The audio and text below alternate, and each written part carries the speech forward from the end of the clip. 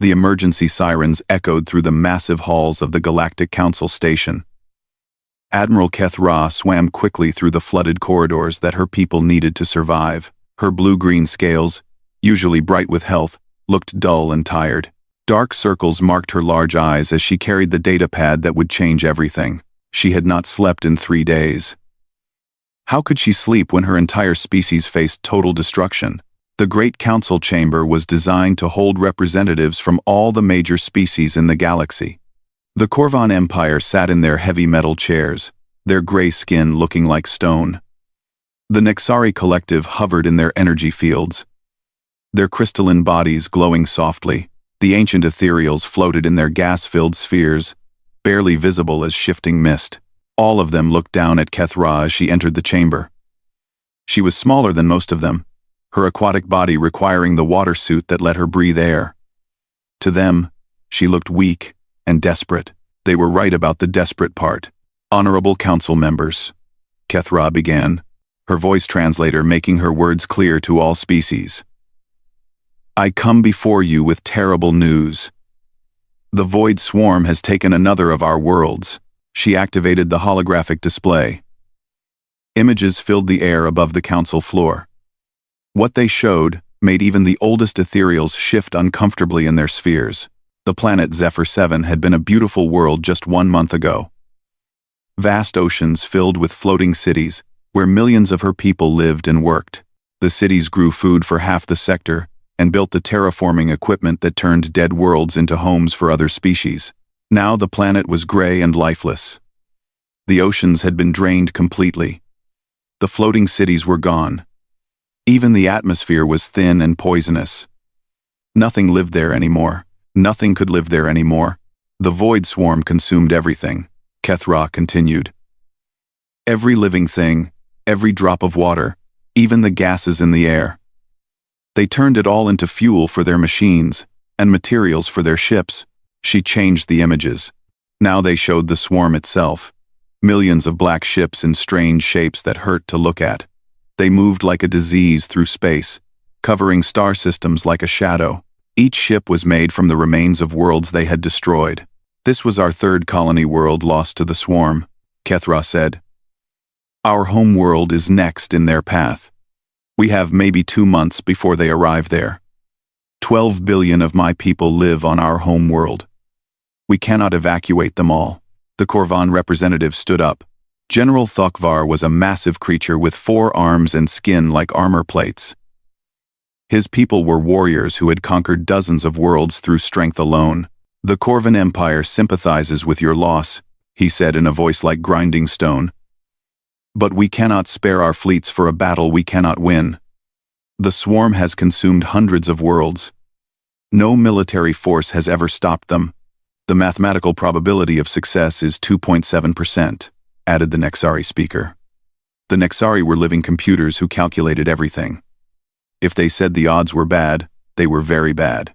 Committing our forces would only result in additional losses with no strategic benefit. The ethereal representative said nothing for a long moment. The ancient beings spoke rarely, and when they did, others listened. Finally, a whispered voice came from their sphere. Some endings are written in the stars themselves.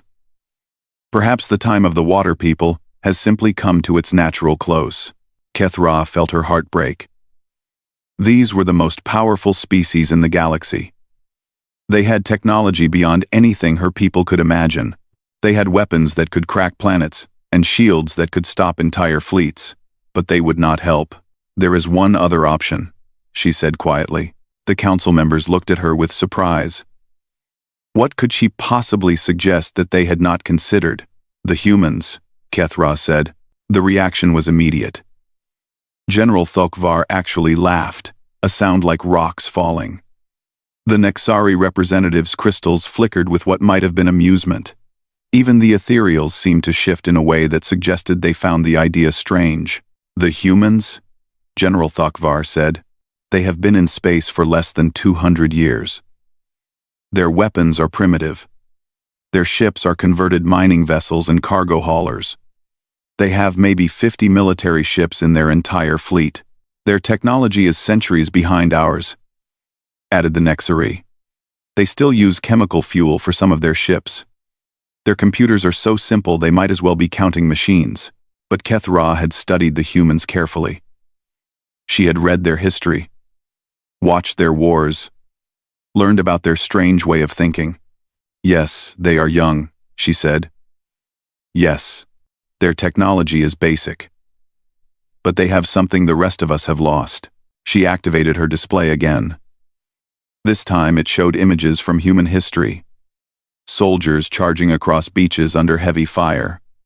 Ships sailing into storms to rescue strangers. Firefighters running into burning buildings. Medical workers staying with patients during plagues. They remember what it means to sacrifice for others, Kethra said. They will fight for people they have never met. They will die for strangers. They are the only species I know that might say yes when asked to face impossible odds for someone else. The council chamber was quiet. The other species had forgotten what it meant to risk everything for others. They were too civilized, too smart, too careful. I will go to Earth, Kethra announced. I will ask them for help. You will waste your time, General Thokvar said. Even if they agree to help, 30 or 40 human ships cannot stop the void swarm. Perhaps, Kethra said, but they are my last hope. And sometimes, hope is all anyone needs to change the galaxy. She left the council chamber knowing she would get no help from the great powers. But as she prepared her ship for the journey to Earth, she thought about what she had learned about humans. They were stubborn, they were brave to the point of stupidity, and they had never learned that some fights were impossible to win. Maybe that was exactly what the galaxy needed. Admiral Sarah Chen stood on the observation deck of Earth's orbital command station and watched the blue planet slowly turn below her. She had received Kethra's message 6 hours ago.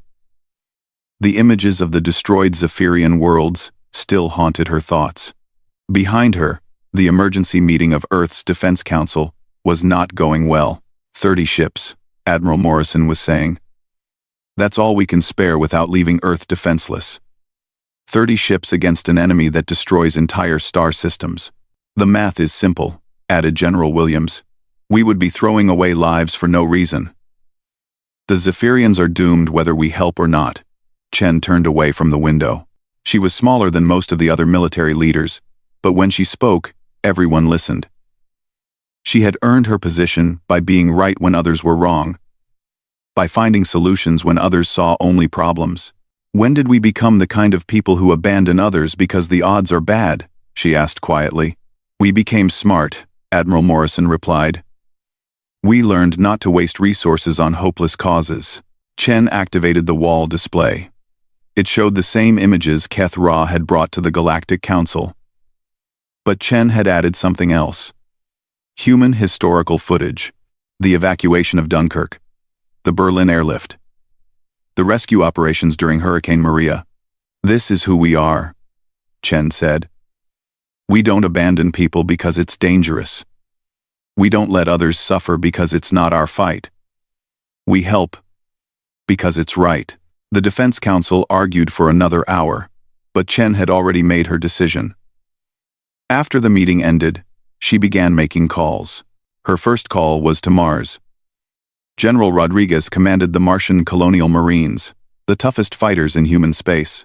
His people protected the asteroid mining operations that kept the colonies alive. Sarah, Rodriguez said when his face appeared on the screen. I heard about the alien request. My superiors say we can't spare any ships. I'm not calling your superiors, Miguel, Chen said. I'm calling you. How many ships can you give me? Rodriguez was quiet for a moment. Then he smiled. Officially? None. Unofficially? I have 12 fast attack ships and 6 heavy cruisers that need to run training missions. Long training missions. Far from Mars. Next, Chen called Dr. Yamamoto at the Europa Research Station. The scientist had been working on new weapons that might work against the swarm's adaptive technology. My weapons aren't ready, Dr. Yamamoto protested. They're experimental. They might not work at all.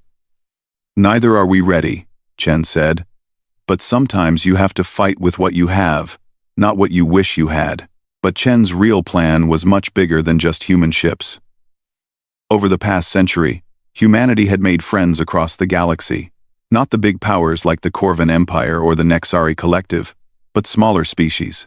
Species that the Galactic Council called minor powers, or primitives.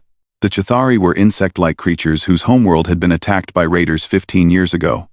Human ships had helped drive off the attackers when no one else would help. Admiral Chen, clicked Hive Speaker Zektik when she called. We remember the debt we owe your species.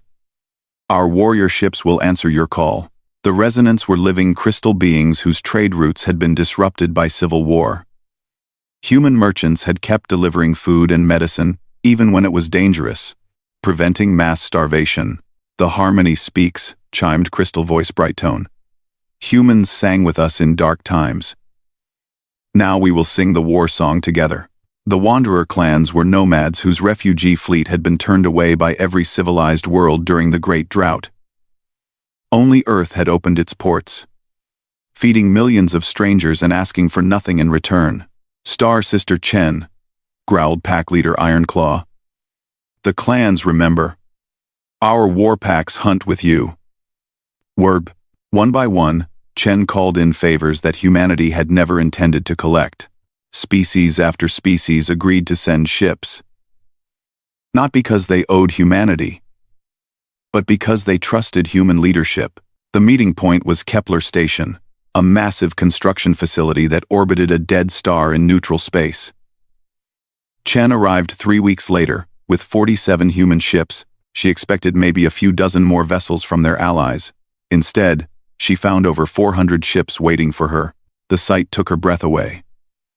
Sleek Zephyrian bioships that looked like living sea creatures floated next to blocky human carriers. Chitauri vessels that resembled giant beetles hung in space near the flowing, liquid metal ships of the Flux Collective. The Wanderer clan ships were impossible to describe because they kept changing shape, rebuilding themselves as their crews needed. Admiral Kethra's ship approached the station slowly. When the airlock opened, the Zephyrian officer swam out in her environmental suit. Her scales were brighter now, showing hope instead of despair. Admiral Chen, she said through her translator. I asked for your help. I never expected this. You didn't ask just me, Chen replied. You asked humanity. And humanity doesn't fight alone. The next 6 weeks were the hardest of Chen's career. Training 400 ships to work together would have been difficult if they were all human. When they were all different species with different technologies, different fighting styles, and different languages, it seemed impossible. But Chen had learned something important during her years in command. Leadership wasn't about being the strongest or the smartest. It was about helping others be the best they could be. She put Chitauri boarding specialists on human ships to teach close combat. She had resonant communications officers work with every fleet to improve coordination. Wanderer clan engineers shared their survival techniques with everyone. Most importantly, she created mixed crews. Humans served alongside Chitauri warriors. Zephyrian pilots learned to work with resonant navigators. Species that had never met before became shipmates and friends. The training was brutal. Some species couldn't breathe the same air, so they had to learn to coordinate through sealed suits and translators. Others had completely different ideas about military discipline and chain of command. But slowly, something amazing happened. The collection of different ships began working as one fleet. They developed new tactics that used each species' strengths. They learned to communicate not just in words, but in shared understanding. On the last day of training, Chen stood on Kepler Station's observation deck, watching the fleet maneuver. Hundreds of ships moved in perfect coordination. Each different, but all united in purpose. Kethra swam up beside her. I have never seen anything like this, the Zephyrian admiral said. How did you convince so many species to risk everything for mine? Chen smiled. I didn't convince them to risk everything for you. I convinced them to risk everything for each other. When species stand together, they're stronger than any enemy. The fleet was ready. Tomorrow, they would face the Void Swarm. Chen knew the odds were still terrible. But for the first time since receiving Kethra's message, She believed they might actually win. The threshold system had once been a busy trade route. Merchants from dozens of species stopped there to refuel and trade goods. Now, it was a graveyard of dead ships and silent space stations. Admiral Chen watched the scanner displays on her command bridge as the Allied fleet dropped out of hyperspace. What they saw made even the veteran human crews gasp in shock. The void swarm filled the space around the system's star like a dark cloud. Thousands of black ships moved in patterns that hurt to look at. Some were huge, the size of cities. Others were small and fast, darting between the larger vessels like deadly insects. "My God," whispered Lieutenant Park at the sensor station. "There are so many of them." Chen studied the tactical display. The swarm ships didn't look like they had been built. They looked like they had been grown. Formed from the destroyed remains of the worlds they had consumed. She could see chunks of metal and stone that had once been buildings and mountains, now twisted into weapons of destruction. "All ships, this is Admiral Chen," she broadcast to the fleet. "Remember your training. Stay with your assigned groups, watch each other's backs. Today we show the galaxy that the void swarm can be stopped." The battle began when the swarm noticed them. The enemy ships moved like a disease spreading through space, flowing toward the Allied fleet in waves of destruction. The first wave hit the Chitauri fast attack squadrons. The insect warriors were brave and skilled, but nothing had prepared them for fighting the swarm. Enemy ships that were destroyed didn't just die. They exploded in clouds of tiny machines that tried to eat through nearby hulls and convert them into more swarm units. "Zektik to all ships," clicked the Chitauri commander. "The metal death tries to consume us. But we are the children of the hive. We do not fear sacrifice." The Chitauri ships charged directly into the swarm formation. Their boarding pods, designed to crack open pirate vessels, drilled through swarm hulls in patterns no computer could predict. The Chitauri warriors fought hand-to-hand inside enemy ships, using claws and acid weapons to destroy the controlling systems from within. But for every swarm ship they destroyed, 2 more seemed to take its place. The enemy learned from each attack, adapting their defenses in real time. That's when the resonance revealed their secret weapon.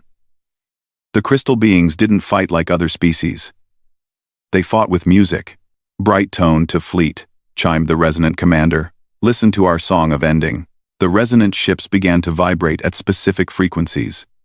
The sound they made traveled through space itself, hitting the swarm vessels and disrupting their coordination systems. Enemy ships that had been moving in perfect formation suddenly scattered in confusion. The Wanderer clans used the chaos to attack. Their ships changed shape in the middle of battle, transforming from fighters into bombers to boarding vessels as needed. The swarm couldn't adapt to enemies that never used the same tactic twice. "Iron-clawed a pack," growled the Wanderer leader. "The metal feeders are confused. Now we hunt." Chen coordinated the attacks from her command ship, the UES Indomitable. She had learned something important during the training weeks. Each species thought about war differently. But humans were good at translating between different ways of fighting. "Zephyrian bioships, use your healing abilities to repair the Chitauri fighters," she ordered. "Resonance, focus your song on the big swarm ships. Wanderers, hit the confused units before they can reorganize." Slowly, amazingly, the combined fleet began to push the swarm back. The enemy had faced many different species before, but never all at once, working together under unified command. The turning point came when Dr. Yamamoto's experimental weapons finally worked. The scientist had created bombs that didn't just destroy swarm ships, but prevented them from releasing their conversion clouds when they died. "Chen to all ships," the Admiral broadcast. "Target the large vessels with Yamamoto charges. We're going to cut off their head." The final assault was brutal. 37 Allied ships were lost, including the beautiful resonant flagship Crystal Song of Joy. But when the smoke cleared, the threshold system was free of the swarm for the first time in months. The celebration was brief.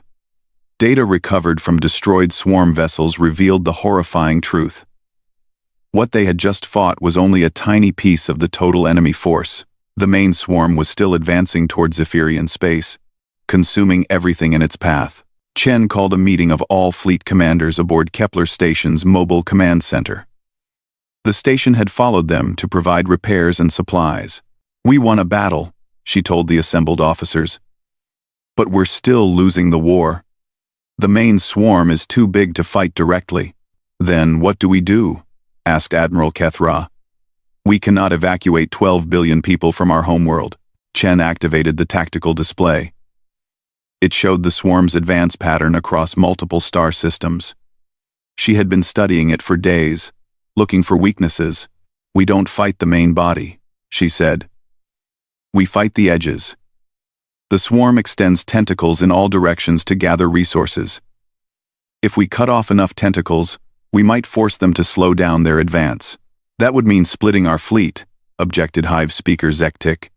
"Fighting dozens of smaller battles across many systems." "Yes," Chen said. "And it means we'll be operating far from any base, living off captured supplies and makeshift repairs. It will be dangerous and exhausting. It will also take years," added Crystal Voice Bright Tone. "My people's harmonic calculations suggest at least 2 full cycles." Chen looked around the room at the faces of officers from a dozen different species. They all understood what she was asking. A long war far from home, with no guarantee of victory and no possibility of retreat. Pack leader Iron Claw was the first to speak. "The Wanderer clans have lived in the void between stars for generations. We know how to survive where others cannot. The Hive provides for its defenders," clicked Zektik. "Cathari warriors fight until victory or glorious death." One by one, each species agreed to the plan. They would become a nomadic fleet, striking the swarm wherever it was weakest, never staying long enough for the enemy to mount a major response. What followed was 2 years of the hardest fighting the galaxy had ever seen. The Allied fleet became a legend, appearing without warning to destroy swarm forces, then vanishing before reinforcements could arrive. They perfected the art of impossible warfare. They learned to repair ships using parts from a dozen different technologies. They shared food, air, and water between species with completely different biology. They became not just an alliance, but a family. And at the center of it all was Admiral Chen, making the difficult decisions that kept them alive and fighting. The galaxy began calling her the Admiral who bleeds with her ships, because she shared every hardship and loss with her crews. But the hardest battle was still to come. 2 years of constant fighting had changed the Allied fleet. The ships were patched with metal from a dozen different worlds. The crews were exhausted but determined. They had learned to trust each other with their lives, no matter what species they came from. Dr. Yamamoto made the discovery that would change everything. His science team had been studying captured swarm technology for months, trying to understand how the enemy coordinated across such vast distances. "Admiral Chen," he said during the morning briefing, his voice tired but excited. "I think I've found their weakness." The holographic display showed the internal structure of a destroyed swarm ship. Deep inside its twisted metal core was something that looked like a crystal brain, pulsing with strange energy. "Each swarm ship has one of these communication nodes," Dr. Yamamoto explained. "But the really big ones, the command ships, have something different. Core nodes. They coordinate entire sectors of the swarm network." Chen studied the image carefully. "How many core nodes are in this sector?" 3, Dr. Yamamoto said. "One near the old Helix station, one at the Broken Worlds, and one here." He pointed to a location uncomfortably close to the Zephyrian home system. "If we destroy one core node, what happens?" asked Admiral Kethra. "The local swarm units become confused for maybe 6 hours, Dr. Yamamoto said. "Then the other core nodes take over, and everything returns to normal. But if we could destroy all 3 at the same time, the entire sector network would collapse," Chen finished. "How long would it stay down?" "My calculations suggest permanently," Dr. Yamamoto said. "The swarm would have to rebuild the entire command structure from scratch. It would take them years." The room was quiet as everyone understood what this meant. They had found a way to actually win, not just slow down the enemy. But the cost would be terrible. We would have to split the fleet into 3 groups, Chen said slowly. Each group would face impossible odds, with no chance of support from the others. The mathematics are harsh, clicked Hive speaker Zektik. Each force would be outnumbered 50 to 1 or worse. Chen activated the tactical display and began calculating force distributions. After 2 years of fighting together, she knew exactly what each ship and crew could do. Group Alpha will have 89 ships, she said. I'll lead that attack personally on the primary core node. Groups Beta and Gamma will each have 45 ships. Who will command Beta and Gamma? Asked Pack Leader Ironclaw. Admiral Keth Ra will take Beta Group to the Helix Station, Chen said. Commander Rodriguez will lead Gamma Group to the Broken Worlds. The preparations took 3 weeks. Ships were repaired as much as possible with their limited supplies. Crews said goodbye to friends who would be going to different battle groups. Everyone understood this might be the last time they saw each other. Chen stood in the observation lounge of her flagship, looking out at the fleet one final time. Captain Santos, her tactical officer, joined her at the window. Maria, Chen said quietly, I need you to take command of the fleet if something happens to me. Admiral, you can't be thinking like that, Santos protested. We're going to win this. Chen smiled sadly. The math doesn't lie, Maria.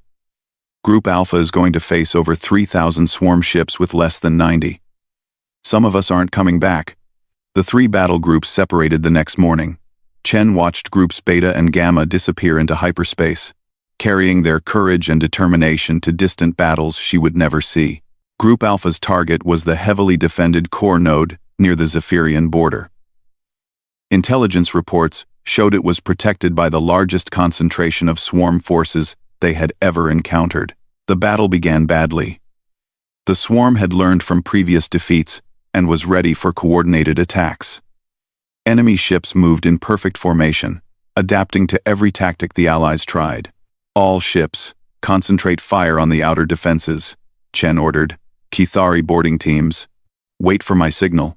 The fighting was brutal. Ships died on both sides, but the swarm could afford the losses while the Allies could not.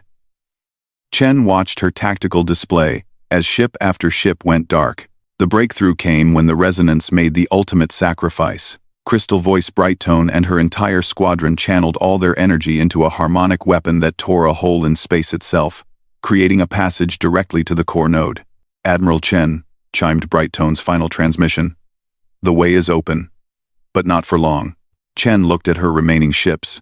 30 vessels against a defended position that should have required hundreds to assault. The mathematics were impossible. But mathematics had never stopped humans before. All ships, follow me in, she ordered. Today we end this war. The final assault was like flying into hell itself. The core node was a massive structure the size of a small moon, covered with weapons and surrounded by defensive ships. As the Allies broke through the outer defenses, Chen realized the terrible truth. Even if they destroyed the core node, most of her ships wouldn't survive the explosion. The node was too heavily defended to attack safely from a distance. That's when Chen made the decision that would be remembered across the galaxy for 1,000 years. All ships, this is Admiral Chen, she broadcast on all frequencies. Pull back to minimum safe distance. I'm going in alone. Admiral, no, shouted Captain Santos. There has to be another way. But Chen was already changing course, pushing the UES Indomitable toward the core node at maximum speed. Enemy fire tore through her ship's armor, but the old vessel held together through determination and the skill of her crew. Admiral, the bridge is hit, reported Lieutenant Park. We're losing life support. Then, we better finish this quickly, Chen said calmly. The Indomitable smashed through the final defensive line, her hull glowing from enemy fire. The core node filled the view screen, a twisted mass of metal and crystal that pulsed with malevolent energy. All crew to escape pods, Chen ordered. That's a direct order. We're not leaving you, Admiral, Santos said firmly. Chen smiled. Yes. You are. Someone needs to lead the fleet home. She activated the ship's internal communications. This is Admiral Chen to all hands. It has been an honor serving with you. Tell the galaxy that humanity keeps its promises. The UES Indomitable struck the core node's central reactor at full speed. The explosion could be seen from 3 star systems away, but Chen's final transmission would echo through history. For those who cannot defend themselves, for those who will never know our names, for the future we'll never see. Hold the line. The destruction of all 3 core nodes created a cascade failure throughout the swarm network. For the first time in recorded history, a significant portion of the Void Swarm simply stopped working. The immediate threat to the Zephyrian homeworld was over. The cost was terrible. Of the original 400 ships, fewer than 80 survived. Thousands of brave souls from a dozen species had given their lives following Chen's example, but they had won. The Void Swarm was broken, at least in this part of the galaxy. And the legend of the admiral who led a fleet written in history had begun. 5 years had passed since Admiral Chen's sacrifice, and the galaxy had changed in ways no one could have predicted.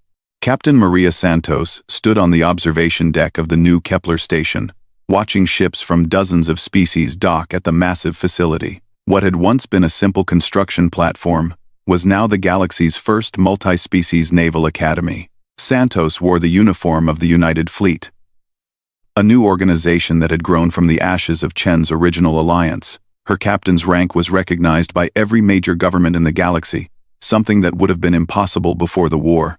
The door behind her opened with a soft hiss. Admiral Kethra swam into the room, her environmental suit allowing her to move through the station's air-filled corridors. The Zephyrian scales were bright with health and hope. A far cry from the desperate refugee who had first asked humanity for help. "Maria," Kethra said through her translator, "the memorial ceremony is beginning soon." Santos nodded but didn't turn away from the window. Outside, she could see the construction of the memorial itself. The massive structure was taking shape in Earth's orbit, built with materials donated by every species that had fought in the war. "Sometimes I still can't believe we won," Santos said quietly. "We didn't just win," Kethra replied. "We changed everything. Look at those ships." Santos followed her gaze. A Corvan heavy cruiser was docked next to a Chithari hive ship. Resonant crystal vessels floated near human destroyers. Wanderer clan ships constantly changed shape as they unloaded cargo, all of them working together, sharing supplies and crews. "Before the war, my people had to beg the Galactic Council for help," Kethra continued. "Now, the Council asks us for advice. They want to know how we learned to make different species work together so well." Santos smiled sadly. Sarah figured that out. She understood that strength comes from lifting others up, not standing above them. They walked together toward the Academy's main auditorium. The hallways were filled with cadets from dozens of worlds, all learning what was now called Chen Doctrine, the art of integrating different species' abilities into unified fleet operations. A group of young humans was working with Cathari cadets on boarding tactics. Nearby, resonant instructors taught navigation harmonics to mixed crews. In another room, Wanderer clan engineers showed everyone how to repair ships with whatever materials were available. "The classes are going well," Santos observed. "Better than well," Kethra said. "These young people don't see species differences as barriers. They see them as advantages." Sarah would be proud. The auditorium was packed with beings from across the galaxy. Not just military officers, but civilians, scientists, and leaders from governments both great and small. They had come to watch the dedication of the memorial and to remember the woman who had changed their understanding of what it meant to protect others. Santos took her place at the podium and looked out at the audience. She could see General Rodriguez, now the commanding officer of the Mars Defense Fleet. Dr. Yamamoto sat in the front row, his latest inventions helping to protect shipping lanes across the galaxy. Hive speaker Zektik represented the Chithari, while Crystal Voice Clear Harmony spoke for the Resonance. 5 years ago, Santos began, my commander received a desperate message from a species facing extinction. Every major power in the galaxy had turned them away. The odds of success were calculated at less than 3%. Any reasonable military leader would have refused to get involved. She paused, letting the weight of those words settle. Admiral Sarah Chen was not reasonable. She was something much rarer. She was right. The holographic display activated, showing images from the war. The desperate evacuation of Zephyrian colonies. The assembly of the impossible fleet at the original Kepler station. The brutal battles across a dozen star systems. Admiral Chen understood something that the rest of us had forgotten. Wars are not won by the species with the best technology or the biggest fleets. They are won by those who refuse to abandon others in their darkest hour. New images appeared. The final battle at the core node. The UES Indomitable's last charge. Chen's final transmission, playing in dozens of languages. For those who cannot defend themselves. For those who will never know our names. For the future we'll never see. Hold the line.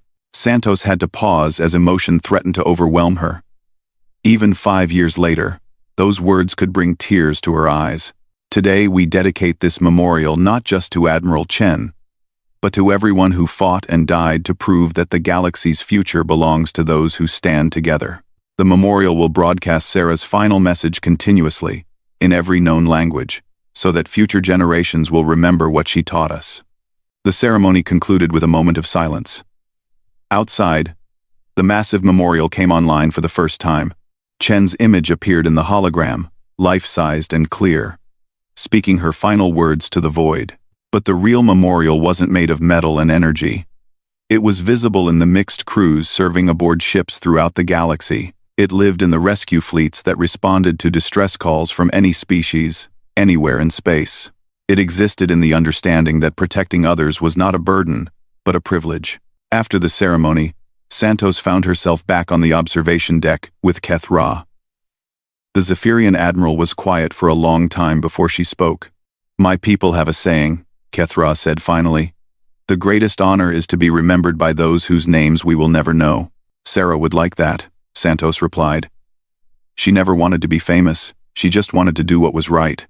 "The universe is strange," Keth Ra observed. "The youngest species in the galaxy taught the oldest ones the true meaning of strength, and now children across hundreds of worlds grow up believing that helping strangers is the most natural thing possible." Santos looked out at the ships again. A new class of cadets was arriving from the outer rim, species so recently spacefaring that they still used chemical rockets. But they were here to learn, to become part of something bigger than themselves. "Do you think Sarah knew?" Santos asked. "Do you think she understood what would happen because of her choice?" Keth Ra's scales shifted to a pattern that meant deep thought. "I think she knew that someone had to be willing to stand against the darkness. No matter the cost. Whether that led to victory or defeat was less important than the willingness to try." A communication alert chimed softly. Santos activated the display to see reports from patrol fleets across the galaxy. Former enemies now worked together to protect trade routes. Species that had never spoken before shared technology and resources. The Void Swarm still existed in distant parts of the galaxy, but everywhere it appeared, unified fleets were ready to respond. "The greatest victory," Santos said, "is that children today can't imagine a galaxy where species don't help each other." As the station rotated, Earth came into view through the observation windows. The blue marble hung in space like a jewel, surrounded by the growing memorial structure. Chen's image continued to speak to the void, a reminder and a promise. On 1,000 worlds, in 100 languages, children learned the story of the admiral who led a fleet written in legends. They learned that courage was not the absence of fear, but the willingness to do what was right despite that fear. They learned that the strongest species were those who lifted others up, and in the vast darkness between the stars, patrol fleets maintained their watch, each ship carrying crews trained in the doctrine of a human admiral who proved that even legends must begin somewhere, usually with someone willing to do what's right, regardless of the cost. The memorial's hologram continued its eternal broadcast, carrying Chen's message to every corner of the galaxy. "For those who cannot defend themselves, for those who will never know our names, for the future we'll never see. Hold the line." And throughout the galaxy, on ships crewed by beings who had never met but trusted each other completely, the line held firm.